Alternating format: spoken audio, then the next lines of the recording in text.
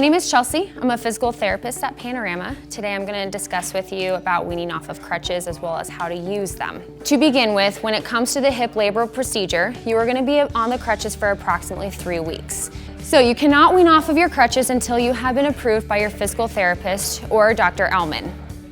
If you have received the microfracture or the reconstruction, this process may take a little bit longer compared to the normal hip labral repair.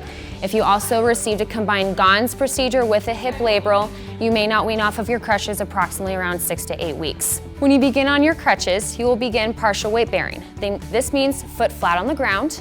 You are not going to lift your foot up in the air or keep just the toe on, foot flat.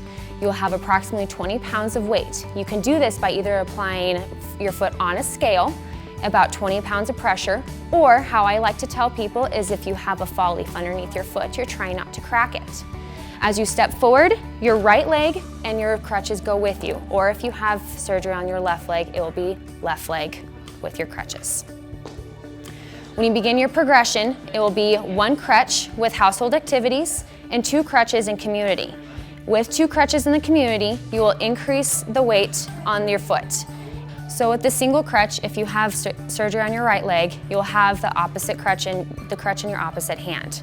You will begin to take a step with the right leg and the crutch together, okay? Vice versa, if it was the left leg, you would put the crutch in your right hand.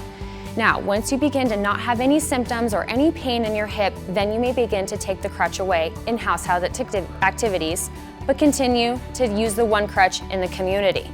I usually recommend to people, once they take the crutches completely away, to keep at least 1 or 2 crutches in your car. So if you start becoming fatigued or begin to have hip pain, then you have those crutches with you to protect that joint. If you begin to have pain in your hip, then go ahead and go back a phase in this progression. So for instance, using 1 crutch in household activities, 2 with crutches, if you have pain with the following phase. If you have any questions on this, you may contact your physical therapist. Again, please do not begin weaning off of crutches until you have been approved by your physical therapist or Dr. Ellman.